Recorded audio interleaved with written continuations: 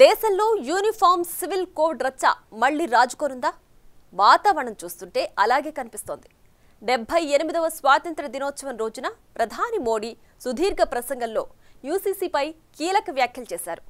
రాష్ట్రాలు యూసీసీని అమలు చేయాలన్నట్లే ప్రధాని మోడీ మాటలున్నాయి. దీంతో రాబోయే రోజుల్లో రాజకీయ వేడి రగులుకునే అవకాశాలు లేకపోలేదు. కొన్నేళ్లుగా దీనిపై వాదోపవాదాలు జరుగుతున్న తరుణంలో ఇండిపెండెన్స్ డేలో మరోసారి సివిల్ కోడ్ ప్రస్తావన చర్చకు దారితీసింది. అయితే మోడీ మూడో టర్మ్లో సివిల్ కోడ్ రాబోతోందా? దీనికి రాష్ట్రాలన్నీ ఒప్పుకుంటాయా? Let's focus.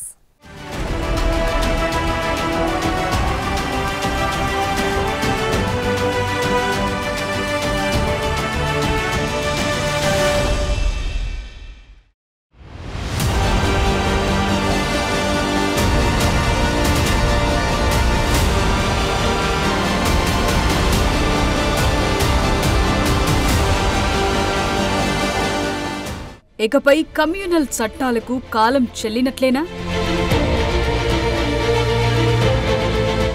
పౌరులందరికీ సమానంగా వర్తించే యూసీసీ ఖాయమేనా?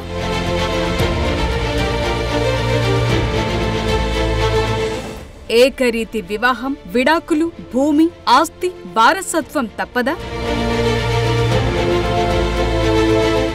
దేశంలో యూనిఫామ్ సివిల్ కోడ్ రాబోతోందా? యూనిఫామ్ సివిల్ కోడ్ గత కొన్ని సంవత్సరాలుగా భారతదేశంలో నలుగుతోన్న చర్చ. భిన్నత్వంలో ఏకత్వానికి రెండు విభిన్నమైన అర్థాలున్నట్లే ఈ యూసీసీ చట్టంలోనూ విరుద్ధమైన ప్రభావాలు కనిపిస్తాయనే వాదన ఉంది. కొన్నేళ్లుగా దేశవ్యాప్తంగా యూసీసీని సమర్థిస్తున్నవారు, వ్యతిరేకిస్తున్నవారు ఎవరి వాదనలు వారు వినిపిస్తూనే ఉన్నారు. ఈ మధ్యలో యూసీసీని ఉత్తరాఖండ్ రాష్ట్రం ఆమోదించింది. ఆ రాష్ట్ర అసెంబ్లీ ఈ ఏడాది ఫిబ్రవరి 6న దీన్ని చట్టం చేసి అమలుకు పూనుకుంది. ఇక గోవాలో పోర్చుగీస్ పాలన నుండి యూసీసీని అమలు చేసింది. ఇక మిగిలిన రాష్ట్రాలు కూడా యూసీసీ దిశగా అడుగులు వేయాలని ప్రధాని మోదీ ఎప్పటి నుండో విజ్ఞప్తి చేస్తూనే ఉన్నారు. అందులో భాగంగానే మరోసారి 78వ స్వాతంత్ర్య దినోత్సవ ప్రసంగంలో మోదీ ఇదే విజ్ఞప్తి చేశారు.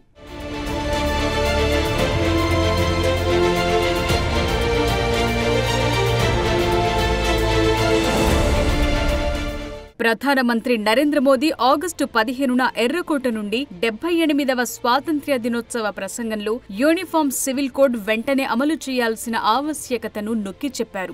దేశంలో విభిన్నంగా ఉన్న సమాజానికి నిజమైన ప్రాతినిధ్యం ఉండాలంటే ప్రస్తుతమున్న కమ్యూనల్ సివిల్ కోడ్ కు సెక్యులర్ సివిల్ కోడ్ తో భర్తీ చేయాల్సిన అవసరం ఉందని అన్నారు. వరుసగా 11వ స్వాతంత్ర్య దినోత్సవ ప్రసంగం చేసిన మోదీ యూనిఫామ్ సివిల్ కోడ్ కు సంబంధించి సుప్రీంకోర్టు పదే పదే చర్చలు జరిపిందని, చాలా సార్లు ఆదేశాలిచ్చిందని గుర్తు చేశారు. అయితే సుప్రీంకోర్టుతో పాటు దేశంలోని ఒక పెద్ద వర్గం దీన్ని నమ్ముతుందని, మనం జీవిస్తున్న సివిల్ కోడ్ నిజానికి ఒక విధంగా కమ్యూనల్ సివిల్ కోడ్ అని మోదీ వెల్లడించారు. దేశంలో సెక్యులర్ సివిల్ కోడ్ ఉన్నప్పుడు దేశ ప్రజలు మతం ఆధారంగా వివక్షకు గురికాకుండా ఉంటారని అన్నారు. मेरे प्यारे देशवासियों, हमारे देश में सुप्रीम कोर्ट ने बार बार यूनिफॉर्म सिविल कोड को लेकर जो चर्चा की है, अनेक बार आदेश दिए हैं, क्योंकि देश का एक बहुत बड़ा वर्ग मानता है और उसमें सच्चाई भी है कि जिस सिविल कोड को हम लेकर के जी रहे हैं वो सिविल कोड सचमुच में तो एक प्रकार का कम्युनल सिविल कोड है, भेदभाव करने वाला सिविल कोड है। ऐसे सिविल कोड से जब संविधान के 75 वर्ष मना रहे हैं और संविधान की भावना भी जो हमें कहती है करने के लिए, देश की सुप्रीम कोर्ट भी हमें कहती है करने के लिए, और तब जो संविधान निर्माताओं का सपना था उस सपने को पूरा करना हम सबका दायित्व है. ఈ కొత్త సివిల్ కోడ్ అమలుపై దేశంలో విస్తృతమైన చర్చలు జరగాలని ప్రధాని మోదీ పిలుపునిచ్చారు. సెక్యులర్ సివిల్ కోడ్ పై ప్రతి ఒక్కరూ తమ అభిప్రాయాలను అందించాలని విజ్ఞప్తి చేశారు. మత ప్రాతిపదికన దేశాన్ని విభజించే కమ్యూనల్ పౌర చట్టాలను రద్దు చేయాల్సిన అవసరాన్ని ప్రస్తావించారు.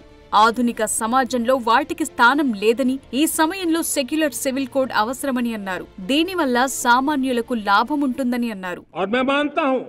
इस गंभीर विषय पर देश में चर्चा हो, व्यापक चर्चा हो, हर कोई अपने विचारों को लेकर के आए और उन कानूनों को जो कानून धर्म के आधार पर देश को बांटते हैं, जो ऊंच नीच का कारण बन जाते हैं, ऐसे कानूनों को आधुनिक समाज में कोई स्थान नहीं हो सकता है। और इसलिए मैं तो कहूंगा, अब समय की मांग है कि देश में एक सेकुलर सिविल कोड हो।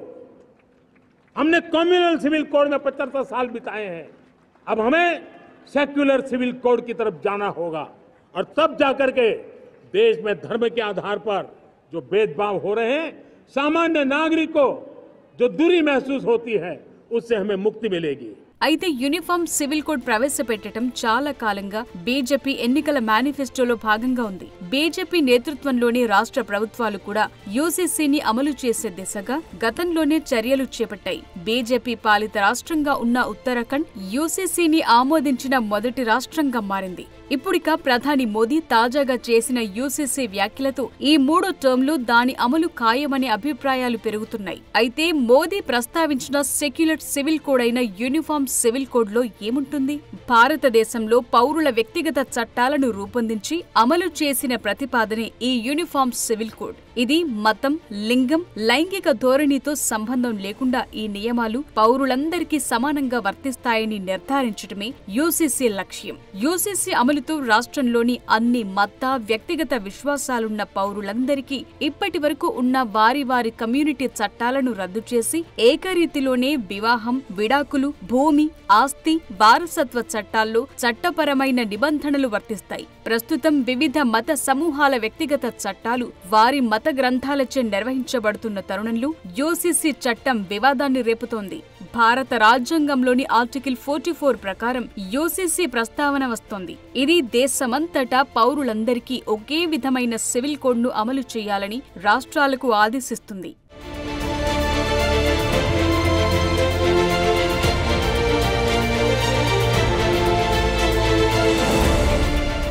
ఈ అంశం ఒక శతాబ్దానికి పైగా రాజకీయ రచ్చకు, చట్ట సభల్లో చర్చకు కేంద్రంగా ఉంది. పార్లమెంట్లో ఈ చట్టం కోసం భారతీయ జనతా పార్టీ ఎప్పటి నుండో ఒత్తిడి చేస్తోంది. ఒక విధంగా ఈ చట్టం బీజేపీ ప్రధాన ఎజెండాలో ఒకటి. బీజేపీ అధికారంలోకి వస్తే యూసీసీని అమలు చేస్తామని మొట్టమొదట 2019 లోక్సభ ఎన్నికల మేనిఫెస్టోలో వాగ్దానం చేశారు. అప్పటి నుండి ఇది నలుగుతూనే ఉంది.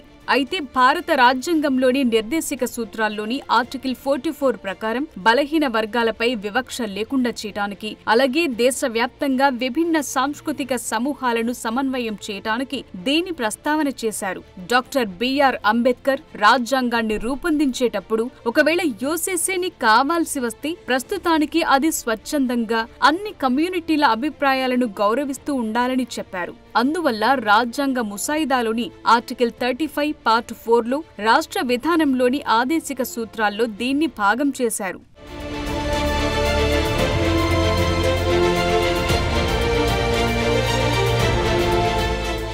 ఇక దేశం దాన్ని అంగీకరించడానికి సిద్ధంగా ఉంటే యూసీసీకి అన్ని రాష్ట్రాల ఆమోదం లభించినప్పుడు మాత్రమే దీన్ని అమలు చేసే విధంగా రాజ్యాంగంలో రాశారు. అందుకే మోదీ అన్ని రాష్ట్రాలు తమ అభిప్రాయాలను తెలియజేస్తూ కేంద్రంతో చర్చించాలని విజ్ఞప్తి చేశారు. అయితే నాడు రాజ్యాంగ పరిషత్లో అంబేద్కర్ చేసిన ప్రసంగంలో కీలక అంశాన్ని వెల్లడించారు. రాష్ట్రానికి అధికారం ఉన్నంత మాత్రాన ఏ రాష్ట్రమైనా ఈ చట్టాన్ని వెంటనే అమలు చేయటానికి ముందుకు వెళుతుందని ఎవరూ భయపడాల్సిన అవసరం లేదని అన్నారు. ఈ అధికారాన్ని ముస్లింలు లేదా యూసీసీతో ఇబ్బంది అనుకునే ఏ ఇతర కమ్యూనిటీ అయినా దానిపై అభ్యంతరాలను వ్యక్తం చేయొచ్చని అన్నారు.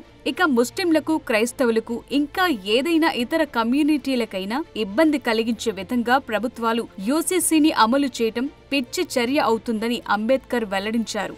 సరిగ్గా ఇదే అంశం ఇప్పుడు బీజేపీ ప్రభుత్వానికి అడ్డంకిగా మారింది. ఉత్తరాఖండ్లో 2 పర్యాయాలు అధికారం చేపట్టిన బీజేపీ ప్రభుత్వం దీని అమలుకు సిద్ధమైనప్పటికీ వందల కొద్దీ పోలీసుల భద్రతా వలయం మధ్య ఉత్తరాఖండ్ అసెంబ్లీలో యూసీసీ చట్టంగా రూపొందించింది. అయితే మిగిలిన రాష్ట్రాల్లో ఇది సాధ్యమవుతుందా?